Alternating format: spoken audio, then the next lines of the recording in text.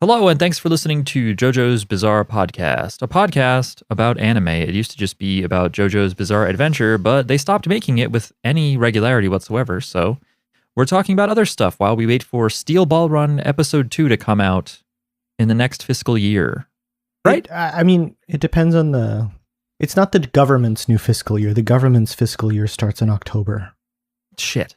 All right, well, whatever. Thank you for... I thought it was just 2 different years. I thought we were on... No, I thought it was 3 years. I thought it was regular calendar, financial calendar, or fiscal, and then the Hebrew calendar. Now I have to keep track of more, I'm told.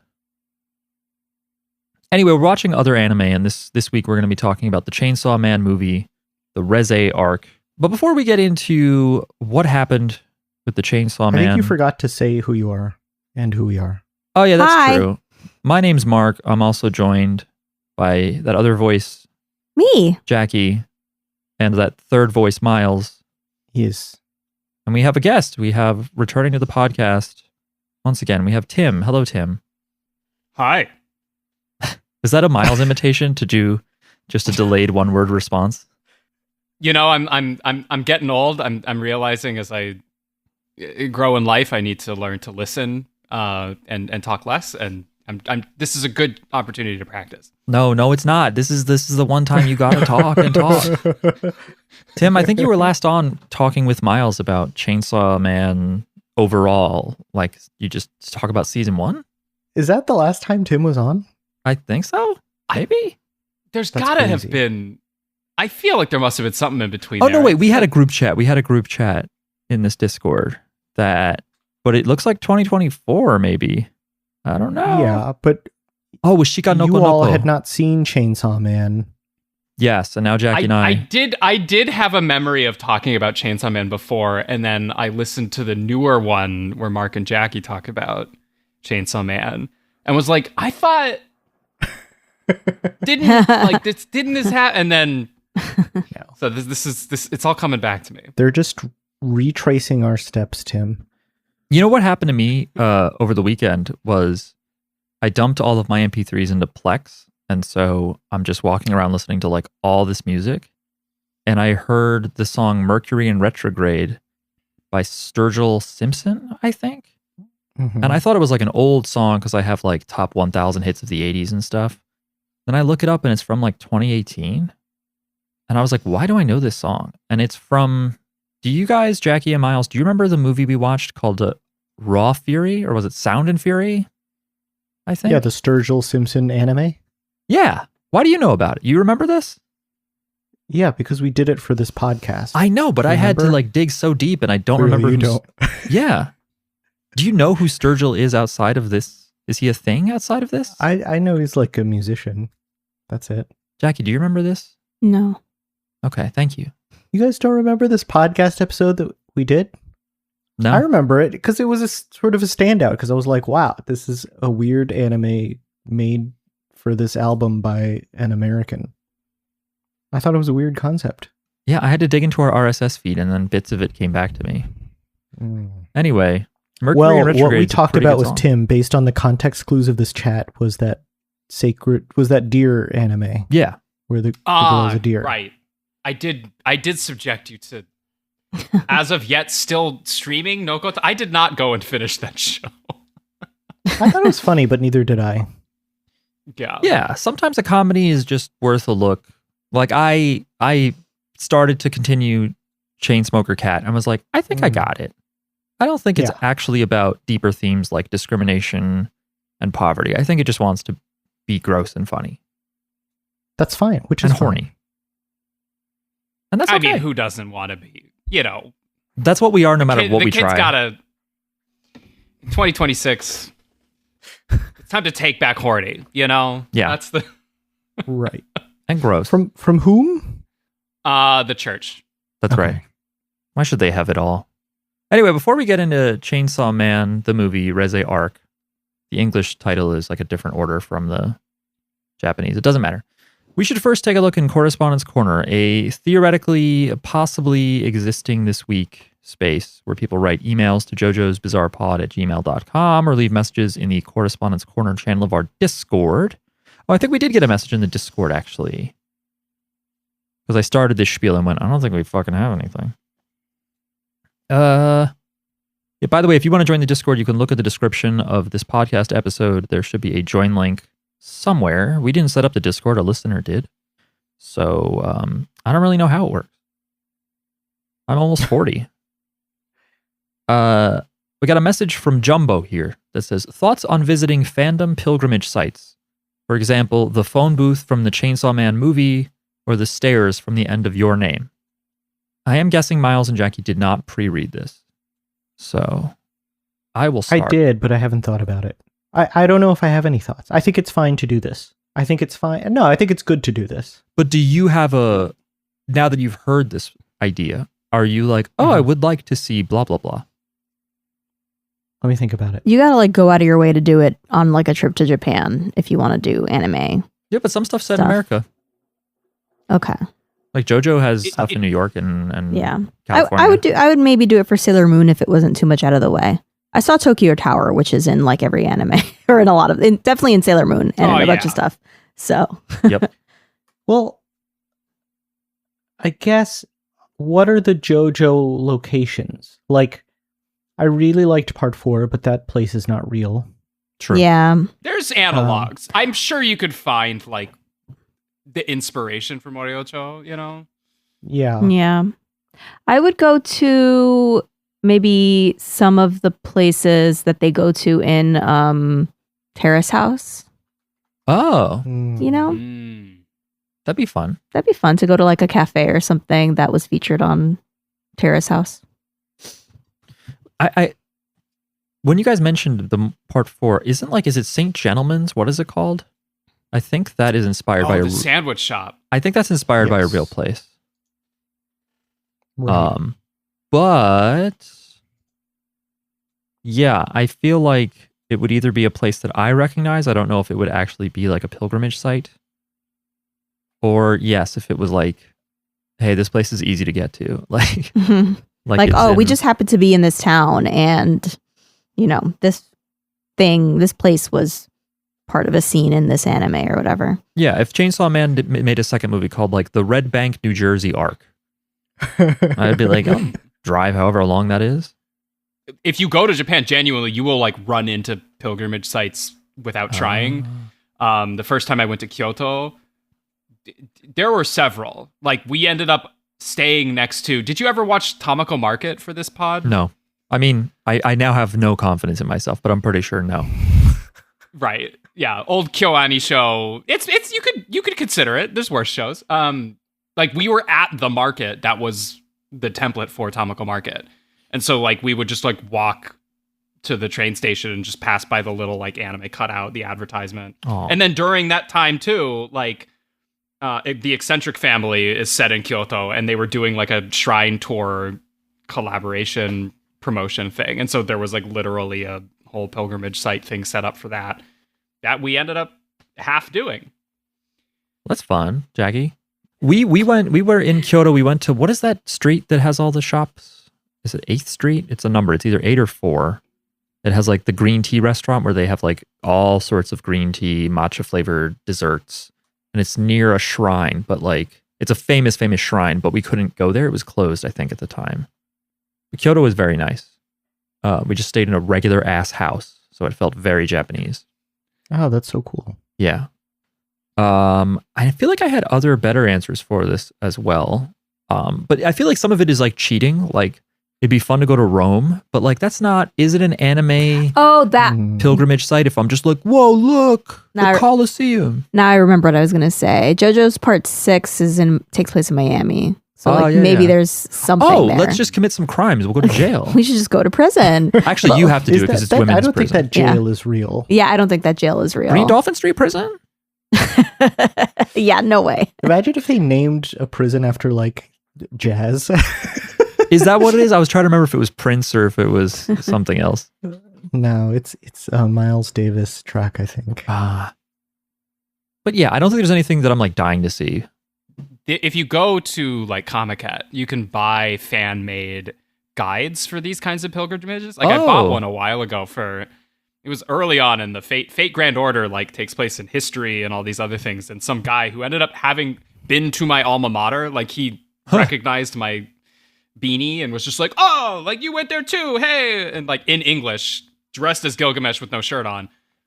But he, like, sold me, he had, like, an English language version and a Japanese language version of, like, a tour guide if you wanted to hit up, like, where King Arthur was laid to rest and, like, where this was and all this other stuff. That's really fun. I never did it. Is Connecticut still indie, or has it been corporatized like everything else? It's less corporatized than Anime Expo. Okay. But there are corporate booths. I see. That makes sense. And they do like multiple a year now, right? There's 2. Oh, okay. Summer and winter. Terrible. Yeah. All right. And they quarantine the corporate. Oh, that's good. Hopefully it's the smaller side too. They're like, this is all that shit. The most of this is please come around to our booths and buy our shit. Us regular people. It's still a very special and strange thing that you should go see someday. Okay, I think we solved that for Jumbo. We fixed it. Jackie, can you read this recent email from Marco? Oh, we got emails? Mm-hmm. Well, just this one. Adding to the last email. That's the subject line. I was in a camp. Also, record. I think it's record. Also watch Record of Ragnarok, Season 2, Episodes 12 through 15. Okay. Thanks, Marco. I think you want to say you were at a camp. He was in a camp. In a camp is... Prepositions are hard, man. It's correct in English, but it sounds like you were rounded up and forced into a place. Yeah. But I don't blame you for that one. Prepositions are hard. Yeah, again, it was technically, grammar-wise, it was correct. In a camp, like what? Like a summer camp situation? Maybe that's what it was. But in English, we would say you're at camp. If you're in a camp, you're like Japanese in World War II, or like a Polish Jew in World War II. Also in World War II. Tim, have you seen Record of Ragnarok? That was the Netflix one? I don't know. That was like notoriously struggled with its animation budget in season 1. I think I saw some episodes and did not continue. Okay. I don't know. Marco's pushing it. It's entertaining. Okay. It started in 2021 because I was little like before we settled on Chainsaw Man the movie. I was like, maybe we should watch Record of Ragnarok. He keeps bringing it up. The poor kid was in a camp. You know. I'll say this much: I don't think it compares favorably to the Chainsaw Man movie. Okay, that makes sense. People really like this movie, but we're still not going to talk about it yet. Still not going to. And again, that was an email sent to jojosbizarrepod@gmail.com. So before we get into the episode, I really quickly want to mention that we have a Patreon. If you go to patreon.com/jjbpod, you can support us for as little as $1 a month. That gets you access to the Patreon feed, which has some extra content. If you pledge at $3 or above, we'll say thank you to your chosen alias, which we'll do in a moment.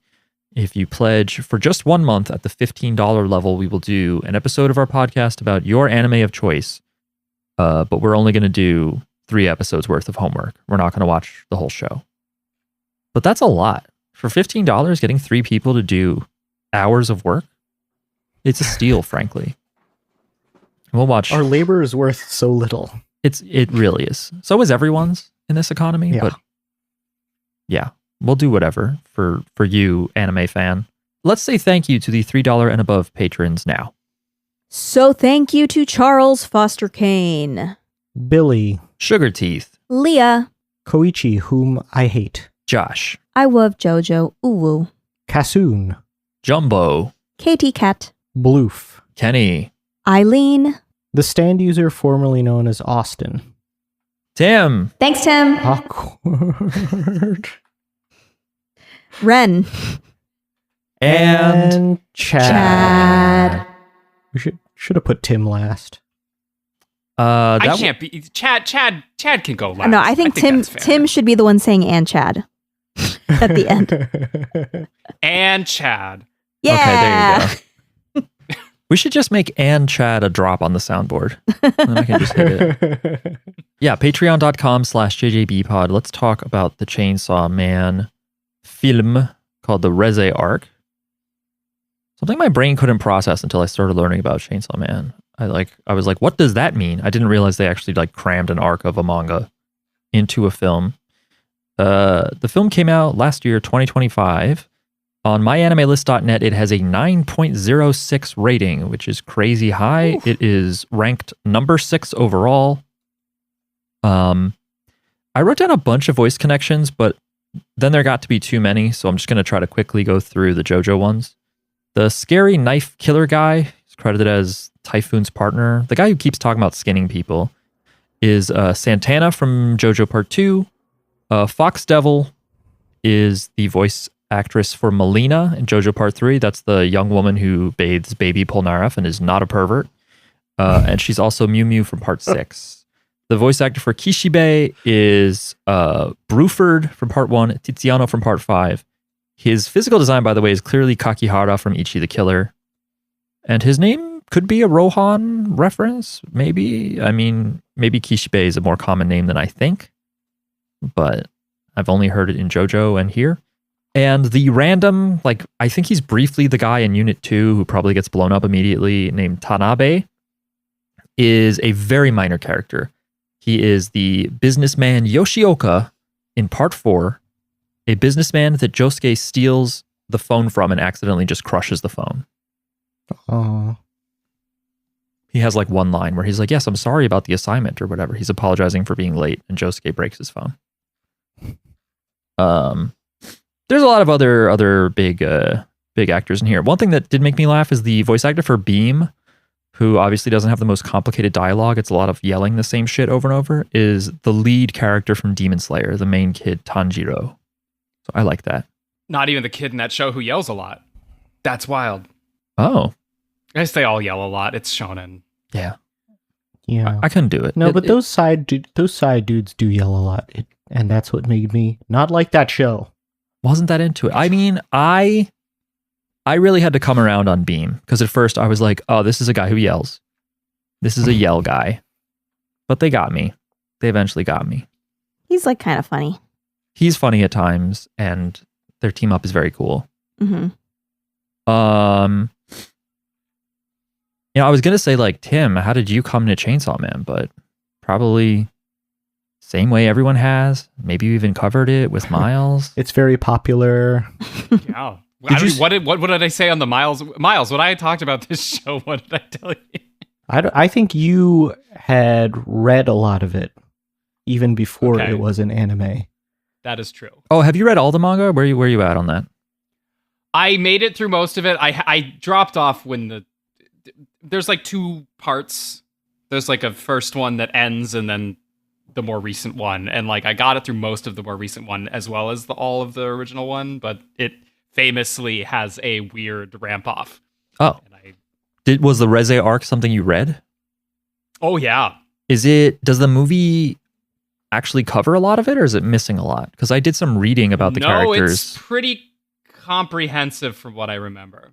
Yeah, it feels like I was like reading to see like, okay, is there going to be more explanation about this character or whatever? And unless the people who wrote the fan stuff I was reading online only saw the movie, I was like, oh, it feels like they covered it. No, there's no like major pieces missing. There's no like flashback arc or something like that. It's pretty much what I remember the manga being. Did you see this in theaters? I did. How was that? Are people rowdy, or was the audience quiet like a regular ass movie? It wasn't that big of a crowd, honestly, despite how popular the movie was. Mm. And I saw it on like a messy rebound date. So, you know, I had like my own stuff going on, which is a lot of the context. It was very fitting given the themes of the movie in a lot of ways. It did make me very wistful watching this again last night. Don't watch this movie at 11:30 p.m. on a work night, I think is really the... Yeah. Did you... Thoughts about my life and my choices. Okay, when you say, I don't want to dig into it, it's your personal life. When you say messy rebound, that means this is someone that you started dating. This is not someone you got back with? It was like I had recently been broken up with, and I thus took a chance on someone who was maybe a little out there. Okay. That's kind of what I was thinking. Rebound. Yeah. I was thinking maybe you meant like a coworker or something, or like a friend of the breakup not or that, something. Unfortunately, not that. No, messy more in the sense of like that girl was on Reddit a little more than she should have been. Okay, then that's very apt, actually. Now thinking about Reze and what a little edgelord she ends up being, I was like, oh yeah, no, she cosplayed Power to the theater. It was okay. That's funny. Utter lack of power in this movie, by the way. Yeah. I was like, good. where'd she go after a little bit? I was a little sad about that. And Miles, you saw this at home like a sad sack? Yeah, I watched it at home by myself. Okay. Just making sure. We all have we have children. We're fucked. That's what we do. You gotta grab these moments when you can Yes. to watch anime by yourself. yeah. I get it. I mean, I get it. The apparently this is Mappa's first R-rated movie, which I thought was really interesting because I think of Mappa as like this and Dorohedoro, which is very gory. And did they also do Jujutsu Kaisen? Yeah. Which has a Zero movie, which we watched, and I would have thought that was that gory. Not R? Does that not count as? Yeah, maybe It's because they don't let the boys, consummate on screen. Is that something that happens in Jujutsu Kaisen? I mean, if the fan fiction's anything. Oh, I see the confusion here. Yeah, I almost. don't know. Listen, I'm not part of that scene, but they had great chemistry. Those two boys. Ooh. Oh, I'm sure. There's watching this movie, I was looking at Angel and oh yeah, what's his name? Hiyakawa? Something Kawa. Akio, right? Aki-kun. Yeah, Aki. I'm just gonna go with his first name. Aki-kun. Aki Hayakawa. Hayakawa. Thank you. Yeah, I'm gonna be spending the next 10 minutes trying to figure out what Jujutsu Kaisen is rated. It's on a lot of streaming, and they don't need to say. How come they didn't show her nips?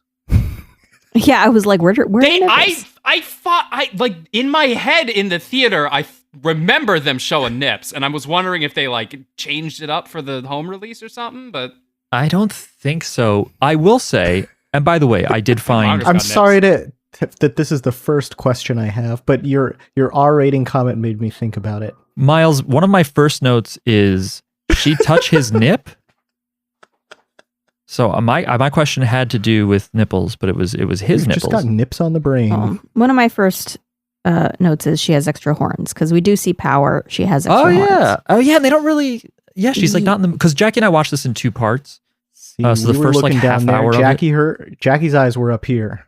Yeah, Jackie noticing the horniest character in the whole damn. There you go. Series. She's still looking at protrusions. But fucking first of all, on HBO Max at least, Jujutsu Kaisen is 13 plus, which I think would translate to PG-13, not R. No, this is classic. Like if the parents saw. Yeah. My dad walked in on me watching Trigun at some point and was just like, "Is this? Should you be watching this?" He was like, "Is this soundtrack badass as fuck?" And he just started shredding an axe.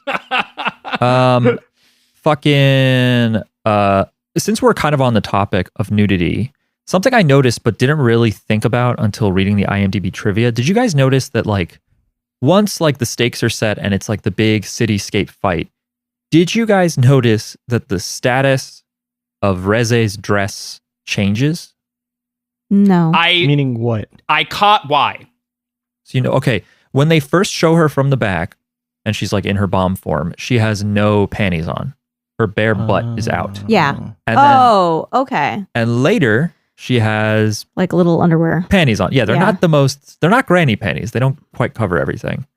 That one I didn't notice. I have an essay written about how big her underwear is. No, I like kind of noticed it, but then just shrugged it off. It's apparently because when it was coming out in Shonen Jump, they accidentally let slip the nude version in her first outfit. This is according to IMDb trivia, so grains of salt. I remember her not having them. Well, so apparently they like kind of fucked up, let that happen, and then you're allowed to remember that. That's a detail. Okay, she's not in high school. Let's remember this. That's true. She never went to school, and she's probably 19 or 20. Also very important.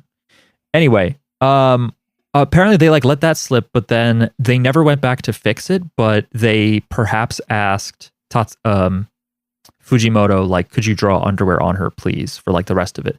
So in subsequent chapters, she is wearing underwear, but he never bothered to, or they never asked him to go back and have her be like, good thing I brought spare underwear, you know, because there's like no way to do it without it bringing more attention to it and being corny. Because I thought what you were referring to is the fact when she first transforms, she still has her clothes, and then at some point she respawns herself from her severed head. Oh yeah, that's a good point actually. I forgot about that. Yeah, because I have seen illustrations of her where she's wearing clothes. I forgot that when she first transforms, yeah, she's not naked. That makes sense that it's when she regrows from her head. That's funny that there's like logic to the mechanics. Some draws, and that's why she shouldn't have panties. Exactly. I mean, that's just physics. They could have had a scene where she like is blowing up, bouncing around the city, and then she drops down next to a civilian, and she's like, "Do you know if there's like a Uniqlo anywhere? Could I pop in, or like an H&M?" They sell panties at Uniqlo? They must. See, this right? is what I asked Jackie this earlier today, and then she reminded me that. Oh, I thought you were talking about men's underwear. I thought that's what you were asking. I think if they sell men's underwear, they better sell women's underwear. Oh, I don't know. That in Japan, I asked a guy in Uniqlo for shorts because I did not pack shorts, and it was August 1st, 2016. Mark didn't wear shorts back then. I did not wear shorts even in the summer. Year round, I wore jeans. He's a pants guy. And I can get by with that humidity level. Actually, I probably shouldn't have, but in Japan, it was so fucking jibe that I could feel the denim leg of the pants like rotated around my leg, you know? That time I did that incidental pilgrimage in Kyoto, it was also me, like I never wore shorts and like I had jeans and it did things to my body that have never happened to me in American summers. It was horrible. It's disgusting. Like I never think of pant legs as like, oh, it's rotated the wrong way. Let me fix it. It's like, that's how sticky you are. It's awful. So we went to Uniqlo and I asked for like shorts, but I think that means like boxer shorts, like underwear. Yeah. So he went to show me it right. And then he like ran. I think he was like, oh, no. Well, yeah. One guy ran and got another guy who knew more English. There was someone where when I asked him something, he was like confused and he went, I think he said like, omachi kudasai. And then he just ran away and brought a lady. And then they showed me underwear. And I was like, I don't want fucking underwear. And then we eventually figured it out and I bought shorts. Yeah, we were confused because we were like, you led us to the underwear aisle or something. Like, what is this? I'm on G-Show now, and to give you some credit, Mark, the first definition for shorts is shorts. Okay, good. But unlike what you probably should have said, which is short pants. Yes, short pants. Then the second definition of shorts is panties. Yeah. And those shorts, some of them I threw out recently. They don't fit me anymore. Shucks. It was 10 years ago. Souvenirs. Solidarity. I ripped my first pair of pants this past weekend, so I feel you. Oh, sweet. Yeah. Had a real Reze Arc with those, you know? Yeah, if you keep blowing up things, you're going to rip your pants. But yeah, just to finish that loop. So when they went to do the movie, they were like, let's just do it exactly how it is in the comic, where in these scenes, she has panties. And in this first scene where she shows up, she doesn't. And we are also not going to bother to explain it. And I think it's great that they stuck to that faithfully. Yeah. I didn't think about it because I'm not a perv. Yeah, I also have a Kickstarter to fan recut it and make it all naked, but you know. Even with Bombhead, in general, I found Reze to be an alluring character who I could fix. Yeah, you could absolutely. Oh, yeah.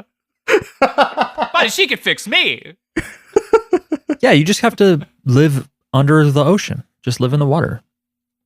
Yeah. Like fucking Sebastian. That's where I went. Well, you guys already saw this movie. I was immediately suspicious of her. Were you all immediately suspicious of her, or you actually thought she liked him? Like, Chainsaw Man is a series that of bad things happening to Denji. So I think by then it was clear that this was going to end poorly for Denji. It was a question of just like, will she learn to find him endearing along the way? Was really the open question for me. Right. I have been fed because this movie came out like a year ago at this point, so I get a lot of like Chainsaw Man panels in like my algorithm, and I'm like, I'm never going to read this, so I will look at them.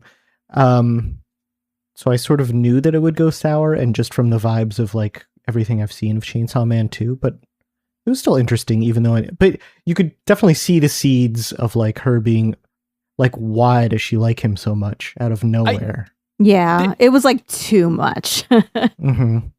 Well, her opening line is very on the nose. Like she gets into a phone booth and is wet and is just like, oh, it's really raining. She cracks up because she sees Denji's face and she says, oh, sorry, you look like my dead dog.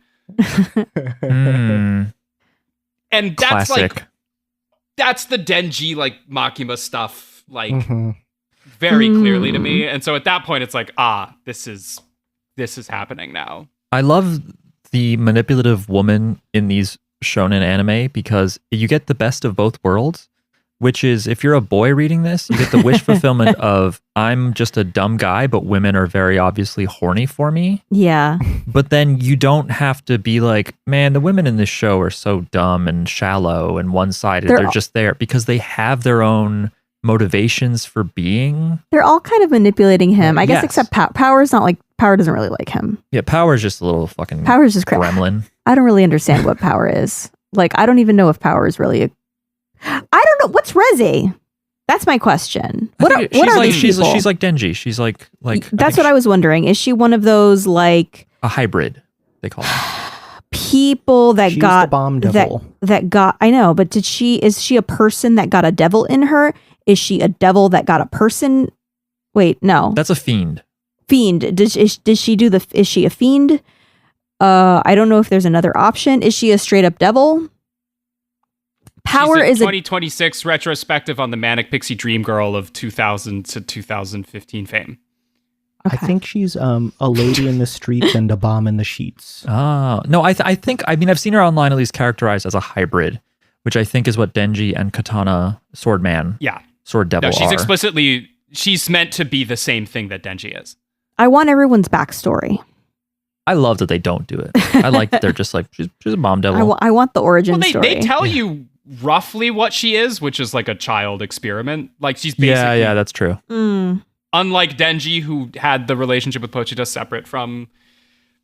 And I think some of this does get a little clearer in subsequent chapters. They do make some of the like government stuff a little more explicit outside of just like the public safety division. But I think in this it's implied like against her will, she was turned into this devil. And is Power a straight up devil or what is Power? She's a fiend. They say she's a fiend? Yep. Oh. She's the first fiend, I think. Okay, but fiends are, remind me what fiends are. They are devils that I think reanimated a dead human or something. So they're just, so like to me, she's not a girl, you know? I think she's a devil that fiends, is like, you know, in a zombie body. Well, I don't know if fiends can transform, and fiends also have fucked up face things. They have protrusions out of their head or face. And all she has is like cute little horns. Well, she's definitely like Denji because she also has the pull start, you know? She's a regular girl, except for the pull start. I'm asking about Power because... Oh, I'm sorry. I'm saying Power doesn't count as like a human girl, like a cute girl. She's a fiend. She's kind of like an animal. No, she's kind of like... So she's a devil. Are you saying there's a power dynamic and she can't hook up with Denji because of this? No, it's not a power dynamic. I think it's... Is it bestiality? It's closer to bestiality. But are we okay with that? But it's not that. I'm not okay with bestiality. Because she has a human body. I'm happy to say I'm not okay with bestiality. I'm okay with demonality. It's like, is that a Mortal Kombat move? If your dog possessed, if there was like a Freaky Friday and your dog switched bodies with like a hot girl. Don't do this. Is it okay to fuck the dog girl? You know, wait. Which, when you sorry, like, which one is it okay? You're basically asking which one is okay to fuck in this scenario. Yeah, which if any, Oh no. I am not going to answer. I don't have to. No one has a gun in this room, so I don't want to. Obsession 2, Hollywood. If you're here, I have a pitch. Perfect. For a sequel to Obsession. Bring back Indy Navarrete for 10 minutes, and then she's a dog for the rest of the movie. Look, it still wouldn't be as horny as B-movie. Or I am reminded recently I was getting into Sonic Adventure 2, and so I was looking up stuff about Sonic. Sonic 06 features Sonic the Hedgehog kissing a female human woman. Did you guys, Jackie and Miles, did you guys know that? No, I don't really know much about Sonic. He kisses human women. He's voiced by Jerry Seinfeld. No, What? He's not that. He's not that at all. Loves chili dogs. He does love chili dogs. And that's it. That's all I got. Tim, how do you feel like this show definitely wears its influences on its sleeves, but I'm also like, it hit me way too late, but I was like, hey, wait a minute. Isn't this just fucking Devil Man? Isn't Chainsaw Man a little devil man? I've only seen Crybaby, but I've read about the other ones, Devil Man, Devil Lady. Do you feel like there's parallels outside of the general concept? I mean, I think it's clearly a next gen take on. I think for me, the Devil Man thing is also just such a broad concept outside of anime. I mean, it's,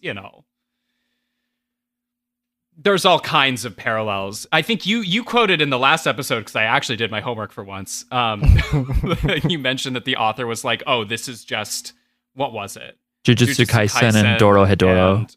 Dorohedoro. I mean, like, Dorohedoro is like such a good call, right? I got to get back into that. Like, I mean, that one, part of, I think, what the influence there is that it's not at all clear what's happening in Dorohedoro either. Like, there's a lot of just like looseness to the rules of how things work and how people turn into what. But I'd even go as far as to say that the concept of everything having a devil form is very Shinto. Oh yeah. Mm. I was driving today and I was thinking about, I was like, I mean, I started that book. It was actually a little too hard for me. Otaku, the database animals, and about just this general vibe of like Japanese loving to categorize things. And I was like, is that why Pokemon is so popular? And is that why it's like taken over our brains? Because we're all a little bit like, yes, everything fitting into its own little box, everything cataloged and categorized and made sense of. Buddy, I got a Nietzsche essay for you. Oh my God. This is Is it called something that I'll instantly recognize and have somehow dodged any intellectualism on? No, it's like it's a short essay. I actually did read it, and he comes out swinging against like scientists and categorization of living things, which is like, because you talk about Pokemon, I think it's beyond Japan. I think like the urge to categorize is something widely commented on. Sounds like I couldn't really talk with Nietzsche about any of my places. hobbies. Doesn't seem like a cool guy. No, I think he would be pretty insufferable. My hobbies are Pokemon and Christianity. Oof. Ooh, what makes that a hobby for you? No, I just know he said God is dead, so I'm just like, man, that's all I got. Oh, wow. I don't know why the shark's name is Beamed. I don't know if anyone figured that one out, but Nope. I didn't. Me neither. I just called him Shark Boy in most of my notes. He's also he's Shark Boy. he's Diver Down, right? Is that Diver Lava Down, Girl? or is it Oasis? Like, Ooh, because I Diver can't Down can remember. swim into people and can like delay attacks in part 6. You know, the stand of Anasui. But I think Oasis Who's the from dude part in 5 can just. who can swim in the earth. I believe that's the stand Oasis. Oh, yeah. I forget his name because Well, all but the then there's the fucking dude in Italian part 5 names. who just has a shark, right? Yeah, that's Tiziano And or bites Squallow. the tongue off of the... You're right. Yeah. That tongue thing is a JoJo thing. You think that's a reference? It's not Talking Head. It's fuck. I don't remember. It's not Prodigy. That'd be a 6 stand. Do Prodigy, Araki. What the fuck? Squallow. Prodigy, the electronic musician, not the guy from Mobb Deep. Yes, the electronic musician. Well, it's a Okay. duo or trio. One of them's dead. Squallow had the stand Clash, Okay. which is a shark. Because Squallow Mhm. means shark in Italian. Talk about JoJo. Hooray. We did it. We're back. Wait. What's a...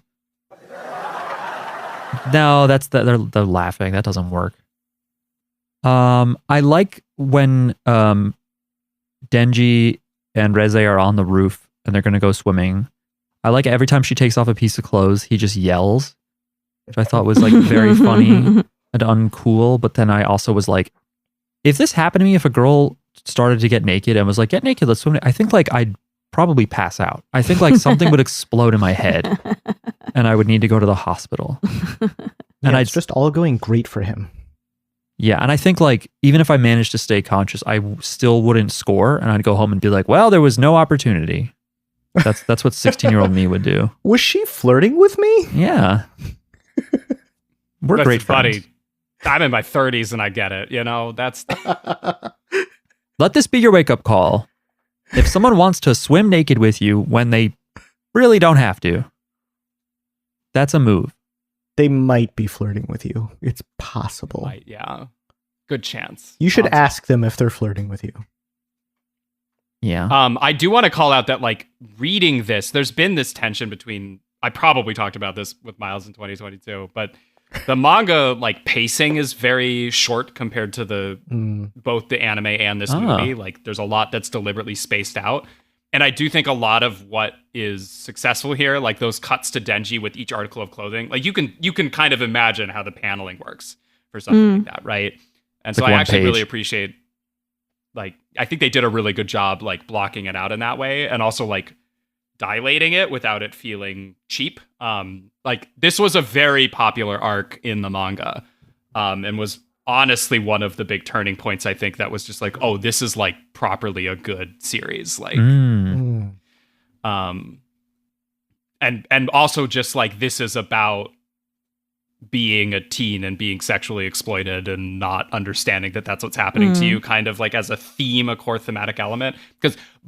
But the discourse on this, there were people who like hated Denji because he was too horny, and there was like a contingent of people that was like, okay, but like, if you've ever been a teenager, like, this is trying to say something about this experience. And I mean, and I think that, yeah, I thought it was fine. He just, it's not like the episodes that we saw, like, I think in the last one, where he just like just says boobs a lot. And it was that was the beginning of the series. Kind of annoying. This one, it's just like, okay, like, you're just like a little dumb and you don't realize you're being manipulated. Well, he says at one point, he says, "I like girls that like me." Yeah, which which is so, he's so honest. dumb. Yeah. And to be fair to him, he does try to tell himself like, "No, I like Makima." Well, yeah, that's what I also wanted to say, that we should talk about that. He went on a whole date with Makima. She asked him out. She's his boss. I didn't think that was appropriate, but they went on a date and they watch a bunch of movies together, and they I don't know. I think there's something there besides, I don't know, for Makima. I think she's still like manipulating him. I don't trust her but at all. I think it's cute that they kind of had the same, they kind of had the same reaction and taste to the movies. Like, they didn't really like any of them until the last one, which, I don't know, maybe it was more artsy or something. There was something about the last one that they thought was good. They probably just pulled it off better. I mean, they saw like 10 movies. I think it was 5, maybe. There's a letterbox date. Yeah, no, I'd be like, I don't remember think? half of those fucking movies we just watched. There was a good letterbox comment about this. I'll find it. Go ahead, Miles. That's like a 20-hour date then, right? Yep. It's so That's much. too long. Maybe it wasn't 10 movies. I don't think it really was. Maybe it was 5. It was like an all-day back-to-back movies. Like, he's like really, you know. Sorry, what were you gonna say? One letterboxed comment is a rating of 5 stars, and it says Makima would love Letterboxd, which I don't know why that's true. It is. But then another one, someone who liked this movie, said manic pixie dream girl versus art house film cinephile baddie. Mm-hmm. And I think that's true. But sorry, but if you're a teenager and one girl's moving fast and making very obvious moves, I mean, she's gonna win. Yeah, she was playing a role though. I feel like that wasn't even really, like, she's not really a manic pixie dream girl. Like, I think in her life, it doesn't matter. She's not. Yeah, but it's like what would appeal to you as Denji? as like a teenage boy. Yeah, that's what he's seeing. Like, we don't really know what's up with Makima. She just always has that like slight neutral smile all the time. She could be a fucking space alien. Mm-hmm. She could just be a devil. I don't know. She's a scary lady. Just scary. Yeah. This is, I mean, you're just adding green flags to the list. I also want to mention, where does this happen? Okay. So, like he goes to the coffee shop and he's talking to this girl and she's like all over him and stuff. But he keeps trying to resist because he's like, but I love Makima. I want her to be my girlfriend. And she like directly asks him like, oh, do you want to go with me at night, like to the school? Because he says he can't read and she's going to like teach him stuff. I don't know. But he says something like, my heart is telling me no, but my body is saying yes. Yeah, he literally said that. So I thought of that song, and then I also thought of Genie in a Bottle. Yeah, where that's what I went to. Where it's like my body's saying let's go, but my heart is saying no. And then I went on a whole like rabbit hole of like looking, are there other songs that say basically that? Oh, I'm sure there are. No, you would think, but I could not find any other songs that had that same idea. Also, they're slightly different because Bump and Grind is by R. Kelly. My mind is telling me no, but my body is telling me yes. It's telling me yeah. And in Genie in a Bottle, her body is saying let's go, but her heart is saying no. So it's mind versus heart in those two. So Genie in a Bottle is closer. That's it. That's all. Also, deep cut. There is a parable. A parable? What is it? Or was it a parable? Jesus has a line about, what? Like classic J line. No, but there's genuinely like I remember this because it like stood out to me, and I also super like misinterpreted it when I was a kid. But it's basically like someone is like, oh, like my body like caused me to sin against or whatever, and Jesus is like, I mean, if your right hand is causing you to sin against God, I mean, just cut it off. Am I right? The implication being, cut off your penis. Is your mind and body actually different? Are you actually? Is it actually that your body's saying yes and your mind's saying no, or are you just? Yeah. That's what inspired Evil Dead, I think. Evil Dead 2. I don't think Ash has the evil hand that he does a bunch of slapstick jokes with. Shout outs to Evil Dead 2, great movie.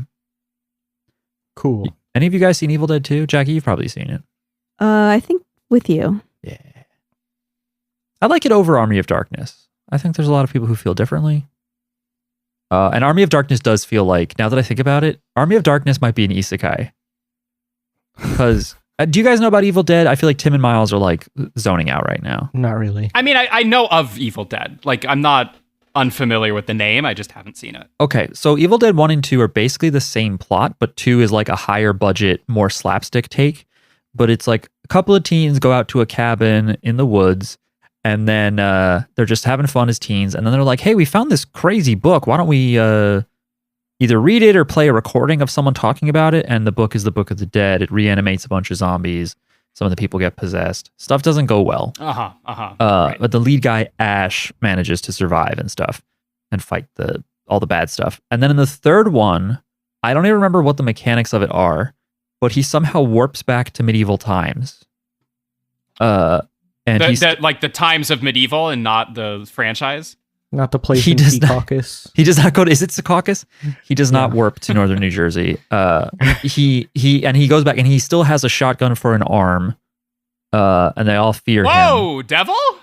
Yeah. And 100%. there's a bunch of reanimated skeletons because the Book of the Dead is also back then. But it's just like, he just goes back in time and he's just a guy in the medieval times.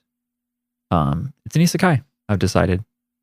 Okay. He goes back with a car. Oh, that's textbook. That's literally like, what is it, a Connecticut Yankee in King Arthur's Court? I've never heard of that. With a shotgun. Never heard of that in my life. What?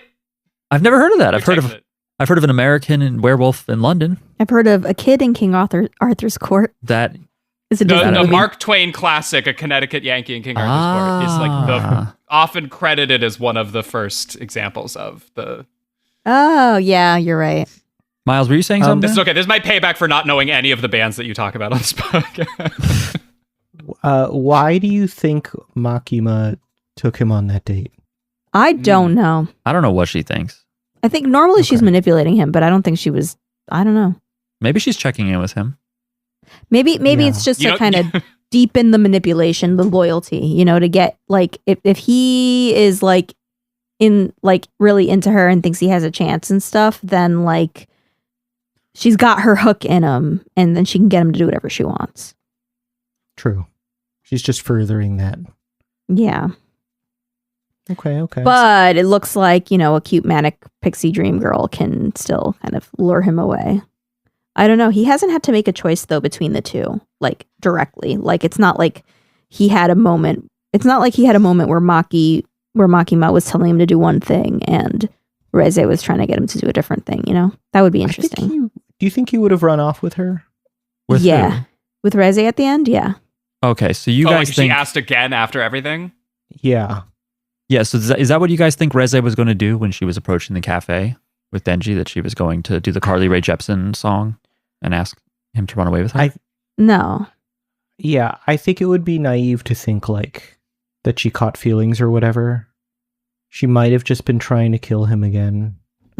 But I do think, like, the whole thing did have an impact on her and showed her, like, another way of living. All right, I actually read online what happens, and she was going to go back and just ask for her last check from her boss. Oh, and she was like, oh, hey, Denji, that was it. She just went back to get her check. That was it. She just needed the $80 or whatever. So there were never any customers there. She couldn't have made that many tips. Yeah, I do love when did they not have that in Japan?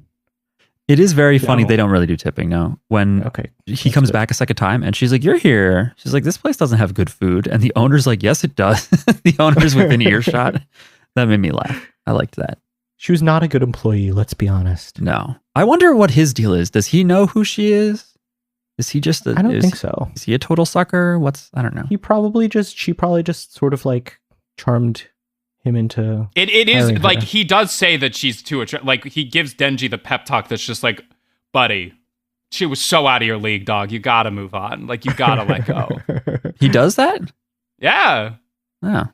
Like, there are a number of people who comment on Reze being just like really like alluring in a specific way that yeah, I think that's I picked it up. Not me. I was like, everyone likes this chainsaw boy. He must be handsome. I do think Denji is charming in his own way. He's got like, what's that, like an evil himbo? Is he so evil? many? I don't think he's evil. Evil in the sense that he's like stupid and not necessarily good natured, Like, right. I think he's he doesn't do things. He doesn't do things to be good. I think he could easily be manipulated into doing bad stuff. He's not a hero. Yeah, that's true. Honestly, I will say, if any of guy. this sounds appealing to you, consider reading Chainsaw Man and then continuing to read Chainsaw Man after the aforementioned like end of part 1 into part 2. Yeah, maybe I should do that. I feel like the thing is, whenever I sit down to read any manga except Akira, because those big ass books are nice and easy to read. Whenever I sit down to read something, I'm just like, I should be reading part 9 of JoJo. What the fuck am I doing? And then I'm like, yeah, but then if you read part 9, you should be making some kind of video content out of this. And then I'm lazy and I don't do it. You're a prisoner to this podcast. I'm trying to remember if they have Chainsaw Man at the library. They have some manga at the library, including in the graphic. They do. In the graphic novel section, they have stuff that is very graphic, including Homunculus, Ijin, which we talked about on the podcast, something else. But they do also have regular tankobon of, One Piece, Sailor Moon, Demon Slayer. I mean, this is like up there in popularity with like a Demon Slayer. Oh yeah. At this point. Oh, I know. So I'm sure they have it. I just don't remember. Don't tell like Moms for Liberty about manga at public libraries. I legit like hid. I was not allowed to watch like PG-13 movies, R movies, stuff like that as a kid. I remember buying Hellsing. Ooh. And it was like the one thing where I was like, my parents can never find out what's in this. Like they will not be happy that I am reading this. Look, it's Chainsaw Man's not that bad. You think Chainsaw Man's less violent than Hellsing? What? Much less. Really? I did not really think of that. Maybe the anime is heavily censored. Did you read Hellsing? No, I've only seen the first anime. And not Ultimate? Not even Ultimate, no. It's a lot. Okay. Good to know. Maybe check it out for the show. I did not watch the original Hellsing. I've been meaning to go back and do that because I've definitely heard, but I think it's less. I think we've like skimmed it because I feel like Jackie, you've touched Hellsing a little bit. No, really? Oh, it's fun because it's Christian themed, but evil shit. I like the main girl with the orange hair and the bazooka. I forget her name. Saras? There's some through line between like Integra and Makima, I feel. Yes, that makes sense. There is a little bit of like... I like Integra's voice actress a lot. She's one of those women in anime that's like a small industry because she just has a very deep voice. And you get Norio Wakamoto in the original. I don't know if he's in Ultimate. Yeah. But I think he is. They kept that. It's my favorite, my guy, Nakata Joji, and then Norio Wakamoto is his foil. Very famous dual role for those two. Oh, okay. I didn't know that. Yeah, Hellsing would be nostalgic. I like the opening, Something World. Forget what it's called. It's got like a bluesy piano line. Yeah, Hellsing would be cool. Maybe we'll watch Hellsing. Anyway, I like the soundtrack. In general, I like the soundtrack here. I feel like I need to sit and listen to the tracks individually because I can like hear, I'm like, something cool is happening musically, but then there's all these explosions and talking over it. It's deafening. Did it sound good in theaters, Tim? I love the music in this movie, and I actually like wanted to comment more on it. And it's too late. Yeah, the sequence when they play. There's that Maximum the Hormone has like a song that plays in the middle of it. So one of the endings to the anime, I think the third one was a short version of a track, and they play like the extended cut of it in the big fight sequence in the city, and it was like a reason to see it in theaters for me, for sure. I like that they have like a soft track when they're at the festival date and they're watching the fireworks, and then when she bites his tongue off, it's like they play like really freaky ass glitchy music, but they still have the same melody like broken up underneath it. That was very cool. That's one of my favorite tricks, and Devilman Crybaby does this really well too. There's and it's very similar sequence, and I'm actually trying to look up who composed this because I want to know if there's any. But yeah, the soundtrack keeps a lot of that in. It's really well done, and I love that effect. I also think the pool scene, it's really cinematographic. Is that the nope? I don't think that's magic. That's where cinnamon is. It has involved. good cinematography. You know, cinematic. Like basically, it's cinematic. Like yeah. It's cinematic. Cinematic. Cinema. That's a word. Yeah. No, but I mean, they do a lot of good, like, it's very on the nose almost. Like, it feels trite for me to say it's good. It feels like it's... Makima would judge me. I like right now. That's right. Okay, so I was like, something's up with this girl that she's coming on so heavy, but I wasn't sure she was like the villain that she is. But then it's funny that I was like, because I was writing in my notes, like, in the opening animation, like, we don't see Reze at all. So I was like, I don't know if she's going to be around very long. And then in the pool, they keep cutting to a fucking spider trapping a butterfly. Oh, yeah. Yeah. Did you notice that? That they just keep showing a spider? Yeah, that's exactly what I mean in terms of unsubtle, like... Yeah. like, and I was just like... But what I realized on the second time through is... What's clever is I think they're trying to imply maybe that it's the serial killer guy and not her. That's the thing too, is when the serial killer shows up, I was more annoyed. I was like, why didn't she yell? I was like, because maybe I had a wrong sense of geometry, but I thought she was down the hall from him because bathrooms are on every floor of a fucking school. But then she just like silently runs away from him until the roof. Tim, were you going to say something? I think it's because he's trying to kill the guy outside of Denji. Yeah, that she wanted to lead him out. Yeah, maybe. This movie, by the way, caused me to have a small nightmare. This morning I woke up at 7:30 because I think the scene where the killer man is running at her with a knife and then she manages to beat him, I briefly was like, man, how do you even fight someone who's brandishing a weapon at you? You know, I was like, how do you... I'm guessing with training and stuff, you know what to look for. But I had a nightmare that two men were trying to kill me with a sledgehammer. Whoa. But it was fine. Like I woke up. Somebody killed that guy with hammers moment. Yeah. I think they were together too. I think the two men were together, but that doesn't matter. Oh, good for them. Well, shout outs. I don't want anything good for them, but they're gone. I woke up, my heart was pounding, and I was just like, how am I going to get back to sleep? And I just fell asleep. My comment that I was going to make is actually, so I mentioned that Devilman Crybaby soundtrack does that same thing. Same composer. Who is it? Is it Yugo Kanno or Same somebody? Tricks. Kensuke Ushio. Okay. I don't know too Did many Liz and the composer names. Bluebird? Did Dandadan, apparently? Oh, that makes sense because he does like the acid techno sound. I've commented on this that he's got the fucking William Tell overture with the little. Oh, Ping Pong the animation. Yeah. We should see Okay. that, right? We should really see that. Yes. Oh, that's genuinely a really good show. Is that to- that's Science Saru for Miles and Jackie, the people that do Dawn to Dawn and Devilman Yeah. Crybaby. Is it a movie though, or is it like an OVA? What is it? No, it's a 13 It's a episode show. season. You know, I And read the it's manga. one where like you might not get into it until I see. there's Miles? a real key emotional beat with one of the characters like 6 episodes in that to me was like, this is my favorite sports anime I've ever seen in my life. And I've watched Haikyuu. I tried reading the manga and I didn't like it. Damn. I don't know that it would hold up in manga. I think like the production is a big part of why it works. There's a sequence. There's like a Christmas holiday sequence that was Okay. like genuinely like a really powerful. I think Makima would like it. That's Did you my guys? I love when anime studios, when they have a film budget like this, because film budgets they can do more than TV show budgets. I like when they flex and they just do cool shit for no reason. Did you guys catch that they make a reference? It's such a big flex that they think they're so cool that they reference the first like moving picture ever made. With the It was train familiar to coming me. at I was like, you.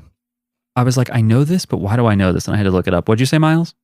The train coming at you? Is that what you're... No, that's the first. No, that's not the first. The first captured one was like a zoetrope thing, I think. I don't even know if it was on film, but it's a jockey on a horse. And they briefly have like the few frames of Denji on beam. And I think he might even be a horse at that point. And it's a reference to That's slick. Some I of the first- did not even think that would be the reference. The train I know coming the at you thing would be you're funny. talking about, right? It's like the physical disc that you. I think spin it was like, yeah, I think that's a zoetrope where it's got a slit. It's a circle. There's slits in it. And if Yeah. you spin it, it looks like animation, but I'm not sure.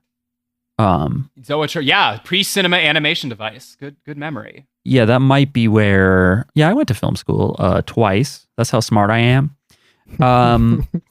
How many degrees do I have? Don't worry about it. I don't know. We mostly talked about Sergei Eisenstein and stuff. We didn't go all the way back to the first moving thing. Doesn't matter. I love that they do that. They have like a painting style thing where when he like bursts out of Typhoon and he's riding Beam, there's like a highly detailed and the colors are all like Right. JoJo Part 4 where they just go, fuck it. The color scheme is whatever we want it to be. I was like, this rules. I love this. I think it's nice because a lot of that to me is very confluent with like the whole theming of Makima being a cinemaphile and like talking about movies and stuff. Like there's a love of the craft.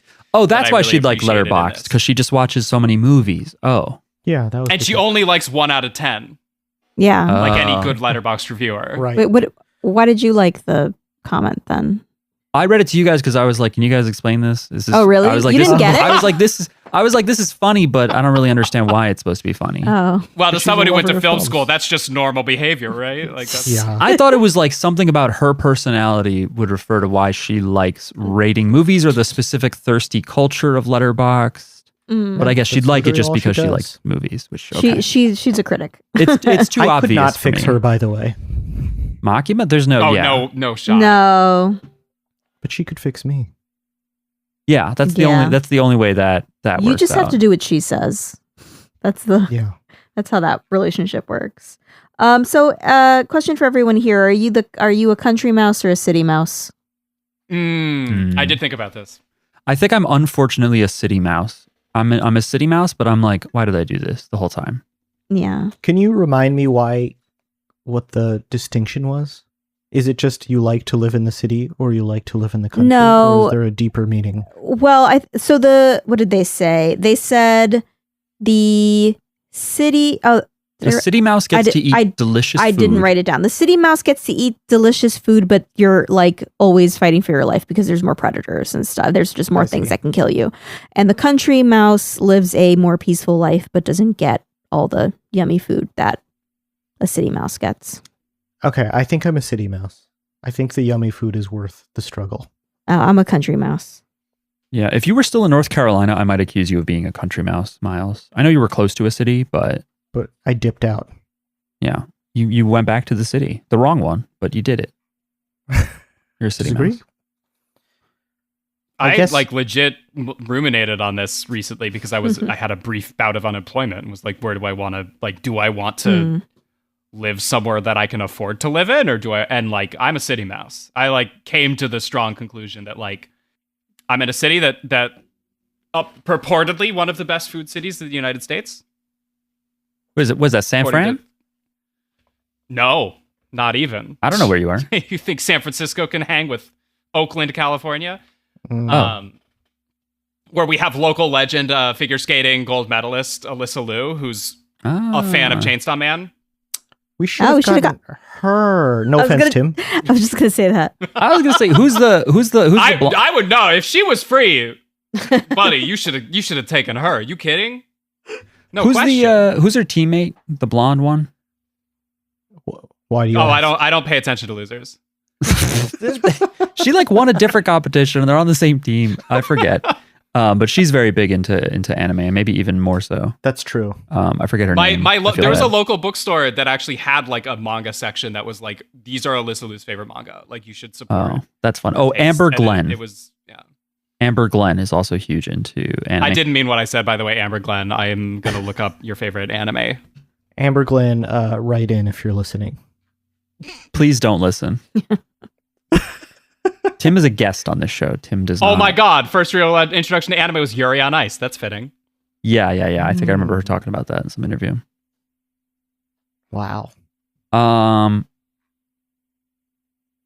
So yeah, the thing about Chainsaw Man is that I hesitate which way I want to put this. Is it a caveat or is it like a thing I notice, but then the benefit is all the visual stuff and the emotional beats. But the one thing about Chainsaw Man that I don't love is, even though JoJo makes no sense, when like someone's losing or someone's winning, they kind of stop to explain the logic of it and how the mechanics work, even if it changes like every fucking few chapters. But here it's like when they're fighting, I'm kind of like, all right, I assume Denji's going to win, even though the show does show big characters dying. Well, it's like he kind of half dies, and then they just dump a bunch of blood in his mouth, and then he's fine. Yeah, because they almost had me when she blows him up a bunch in her hand. I was a little like, oh no. But when like other characters are fighting and she blows stuff up, and then they like flop out as though they were just hit really hard, I'm like, okay, so wait, what are the mechanics here? Like, why don't they just? Yeah. You know, it's a little like, how much damage are they taking? Is there some rules as to how much force they can take? You know, it's sort of. I know it's not a video game. I'm not going to see a fucking health bar and be like, they need this many liters of blood. But it was hard to get a feel for like who's winning, who's losing, because I don't really know the mechanics of the fights so much. I mean, all the animes we watch feature people dying and then coming back, or like probably should be dead, but they survive. But that was just one thing that I thought. I was like, when the visuals weren't wowing me, which was rare, I was a little like, okay, so how are the good guys going to win? Just show me that. Yeah, it is one where he just like fights harder. Yeah, he's got plot armor. Yeah, I'm with you in that the visual flair is appreciated, but it was undercut by, because there's so much effort put into framing Reze as dangerous with like the early interactions in the fight, just like blowing up all the like the Division 2 people, and like, you know, they're like, they put in establishing shots to be like, this is dangerous, and then we get like 30 minutes of none of it doing anything to Denji. Yeah, and I was annoyed by that. Did you guys also? Do you think Beam is a reference to Gyo when he's in his full shark form and he's got little legs? It reminded me of Gyo, for Right. sure. That's at the Junji Ito. Junji Ito. What if ocean animals had little bug legs and were on land? Yeah. Which is a terrifying to be. concept. It has to be. Yeah. I felt it hurt me though to look at the chains on Beam's mouth. That has to hurt like fucking crazy. Yeah, poor guy. But I do like that he was like, that's not what I meant, but okay. Yeah, their team up was very fun, and it endeared me to Beam. instead of me just thinking like, I don't like him being like, Denji psycho. There's a really sad shot of Beam getting blown up, and I genuinely thought it was like Beam's dead. There's no way. Yeah, I would have sworn they killed him. Yeah. Like, I was like, they're gonna kill this And like poor the fact shark. that they didn't was a little like, okay, we need to. This is Them someone's showing gonna the have to explain shots this one to me. of the shore, I was literally like, without, I don't want to spoil another show or whatever too much, but I was literally like, is this an Evo reference? Like, have the He's gonna same turn over and choke. sort of events happened where I'm like, why are they like this? And why are they all there? It's actually a reference to Ico, the hit PlayStation 2 video game. I don't know. Classic. Is Ico the one where you whistle to the girl a lot? Yep. Yeah. I've heard about this. Mhm. I think it was a cross-platform game. Anyway, No, I think it was a Sony exclusive. shit, am I confusing Pretty with sure that was a Fable? Sony exclusive. I might be Yeah. confusing it with Fable. The I don't know. Xbox exclusive? These were games that, you know, were on systems I couldn't afford at the time, so I didn't play them. Okay, Now's I got a the time, PS2 Mark. way later. Guess you weren't a real gamer. I know. Well, I have. You're right. Are you It is real a gamer if PlayStation you're not selling your exclusive. kidney. Think not. Oh, dude, we had a. Yeah, I can talk about this. Fuck it. I had a coworker from my days in retail over yesterday, and she reminded me that we had this manager. I don't want to write him off and say he was a clown, but he had clown-like tendencies. There were things he said and did that were quite clownish. Other times where I'm like, there's a good guy in here, a skilled, smart, nice guy, but he's just buried under stupid asshole. But she reminded me that he took out a loan to buy a dog, like a purebred dog. And I was like, purebred? yeah. That's I was so like, weird. she and I both were like, we're not the best with money. We've made stupid financial. We've never taken out a loan for a pet. That's crazy. Like the morally wrong kind of pet. Like Yeah. that's what's funny to me about it. Like if you're gonna like take out a loan to get a dog, get a rescue. You know, do something good for the world. Like a Like, if purebred. You shouldn't. You don't need a loan for a rescue. If you needed to take out a loan, you probably shouldn't. Getting a dog probably shouldn't be a Oh, priority. and Tim, do you think this purebred dog was like a big, healthy one that can breathe normal? No, was it I don't a think French well-adjusted bulldog? people would It was a not French- be getting one of the really messed up. It was a French bulldog, like Miles was about to say. Yeah. Yeah. Which, Well, to be fair, they are adorable. They're really cute. Yeah. They're super cute. And Damn stupid. it. the breed known to have stands. No, that's a Boston Terrier, I'm afraid. Really? Yes. They typically cost. I'm just looking it up now. They typically cost between $2,000 and $8,000, Oh, with $5,000 being the most common, according to. Yeah, I've definitely seen How them the with fuck is 5 that to a 6. Boston? He is drawn. Yeah, he has shorter legs than he you know should. what? That's on me. That's on me. I'm seeing a Boston Terrier now, and I'm like, no, No, it's not. Tim, as- You're not wrong. Like Boston Terriers do have longer legs than Iggy from Part 3 of JoJo, but the face is definitely more Boston Terrier than. Okay, I'm looking at the two like side by, and I'm just like, okay, I can make the case. They're similar. Yeah, they're not that far apart in terms of breedage, but we had a family friend that had a Boston Terrier, and he was pretty great. They fart a lot, but you know that if you No. got JoJo. Game recognized game. That's true. I mean, it's true for me. I don't know if you really fart that much, Tim. I would notice that. I mean, Like Tim's look, cool, but they life farted should a be lot. worth living. Yeah. Depends on what I eat mostly, in it. Like, Yeah, always. I also love they didn't need to do this. This was another just funny ass thing. Although maybe it's in the manga because they have sound effects plastered all over it, all over manga in general.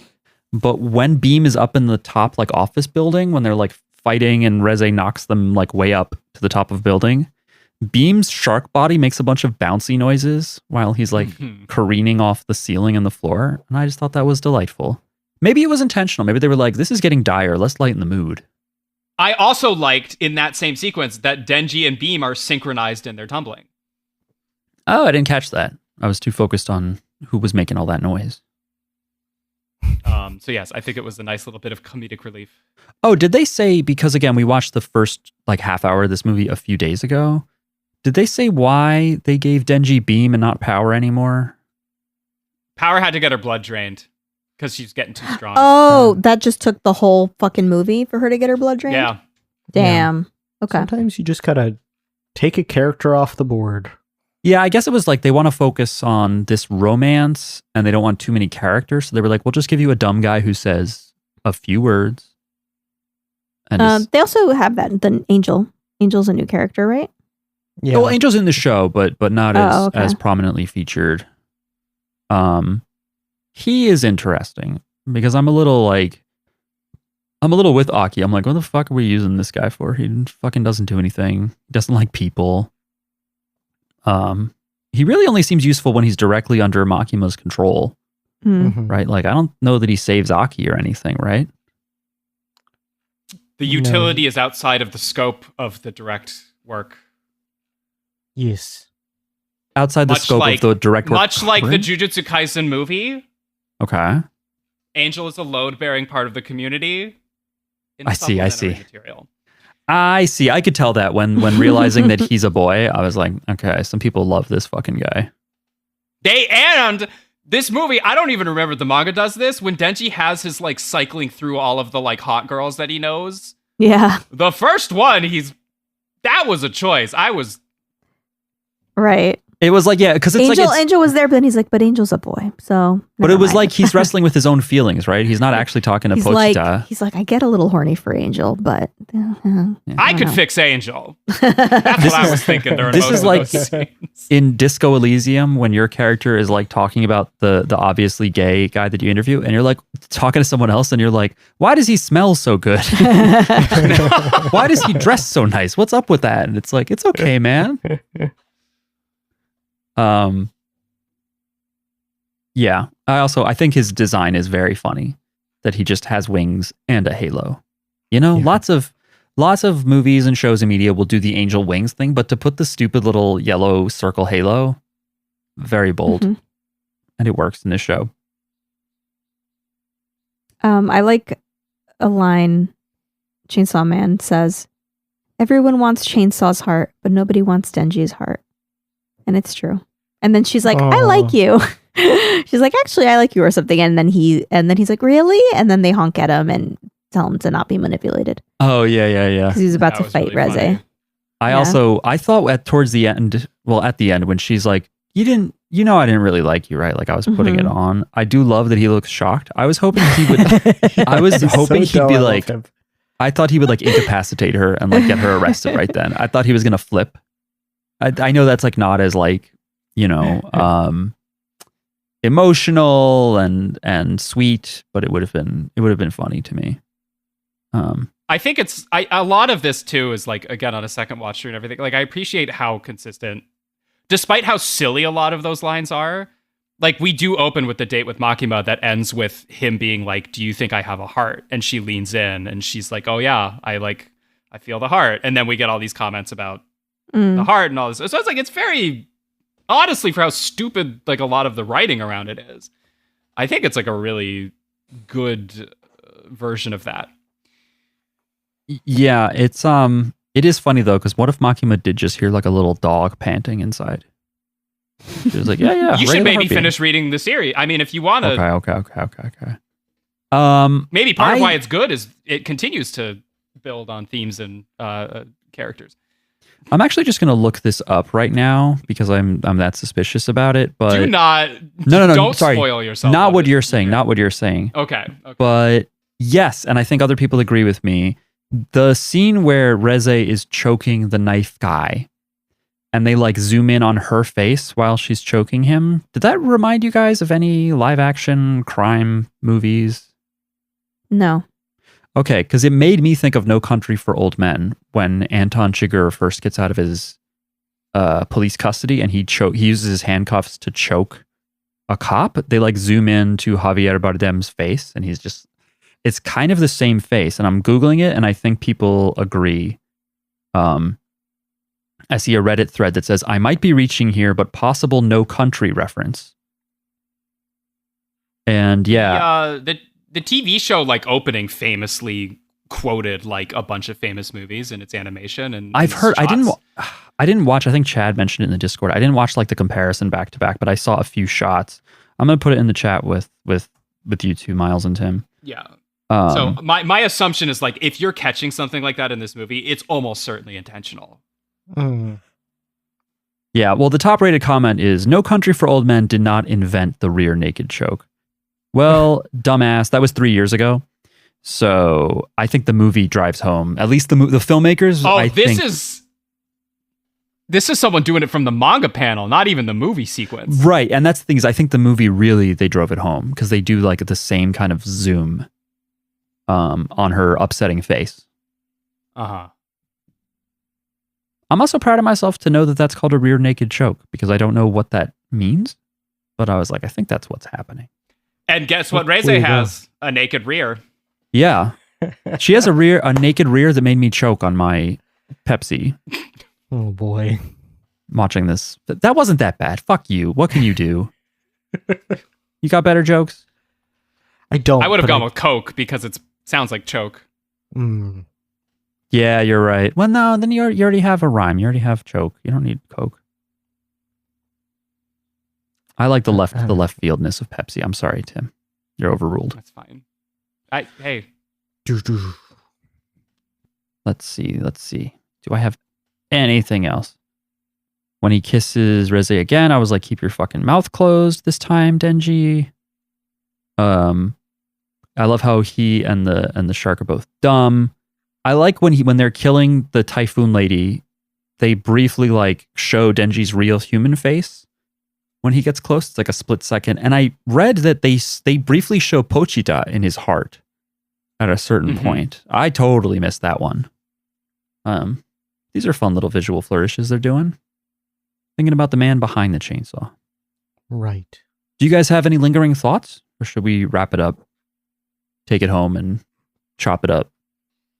I would watch more Chainsaw Man in the future if it ever comes out. Oh, for sure, yeah. I forget what they said the next arc is going to be, but they like announced it, which makes me think they're not covering all of it. They're sort of jumping around. We're all caught up.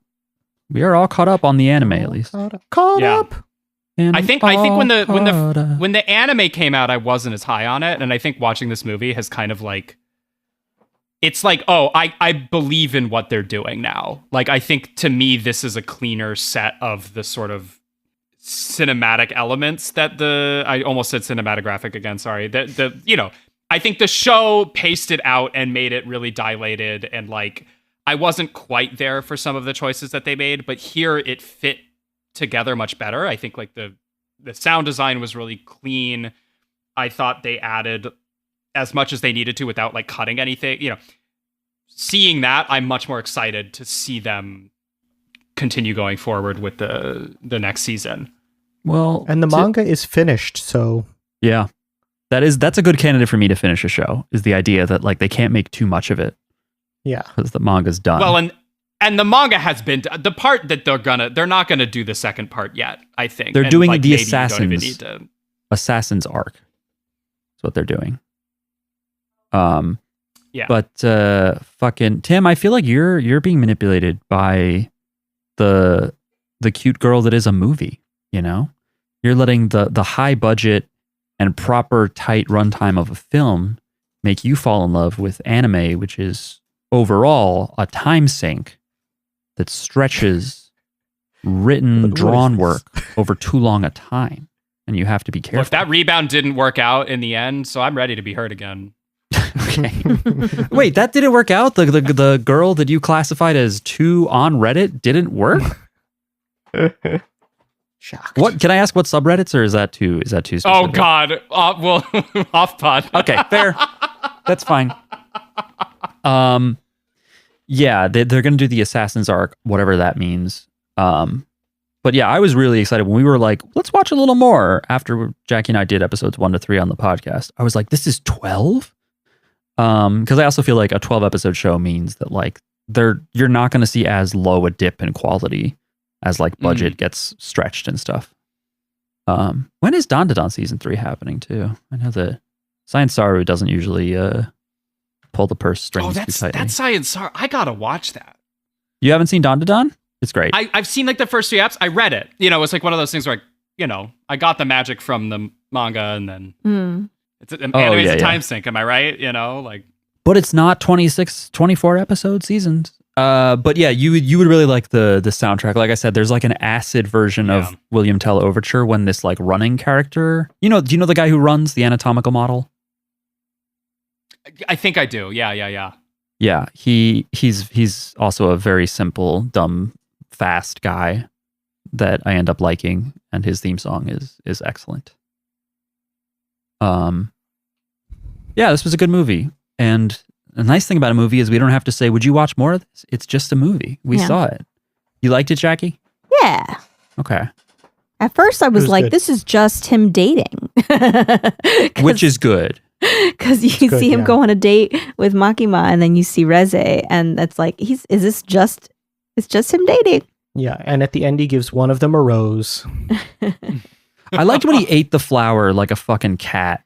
I don't quite know why he did that. I think it's just he's this I think they're like reminding us like he really doesn't get romance, guys. He's this naive.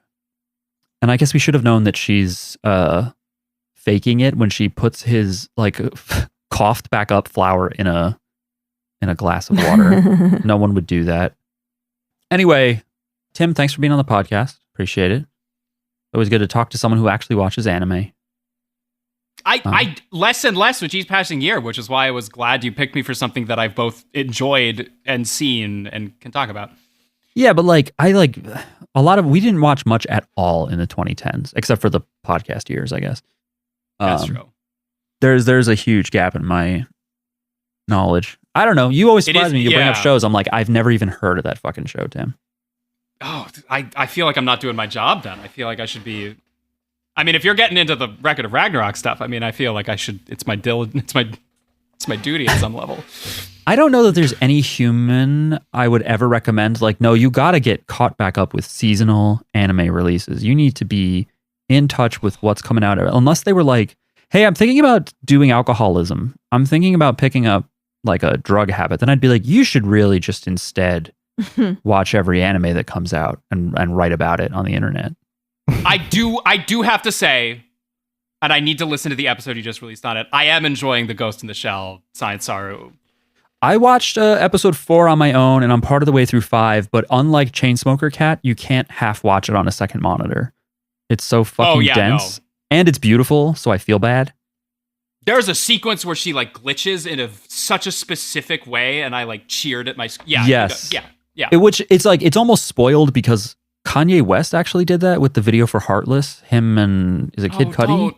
I know, but they did a brilliant music video. I mean, it's not him, right? Is this before the nitrous? You know? Oh, way before. This was during the okay. Heartbreak We'll take era. it. We can take it. And they use the same thing where it's like really shitty like video compression. You know how like images like stay ghosted and then they get like overwritten by new images when you play them in VLC. Mm-hmm. Oh yeah. And that's what Ghost in the Shell does for listeners is like when certain things happen with the Fujikoma and the Major, they do like that same thing where it looks like you're watching a shitty MP4. I don't know how they do that shit. Enough that I had to check it, and then I was like, wait, right, I'm not like this isn't a torrented file. Like I'm streaming this on a digital service. Yeah, they're really geniuses over there. Yeah, listeners, if you want to recommend that we watch something or vote, sometimes I put what we watch to a vote in the Discord. You can join by looking for the link in the description of this podcast episode. You can write emails to jojosbizarrepod@gmail.com. If there's an episode that's missing from our feed and you're like, hey, Mark, re-upload this one. I'm too behind, so just tell me specifically what episode I should re-upload and I'll fix it. You can also follow us on Blue Sky and Threads if you still even use social media. We are JJB Pod there. And next week, we're going to watch maybe Hellsing, maybe something else. I don't know. Until next time, have a good night. And if someone likes you too much, they probably don't really like you. They probably want to take your heart. They're going to steal your organs. Yeah. Good night. It's okay up until that point. Yeah. Like make out. Cut that out. Oh, okay. Never mind. Okay, bye. Bye. Bye.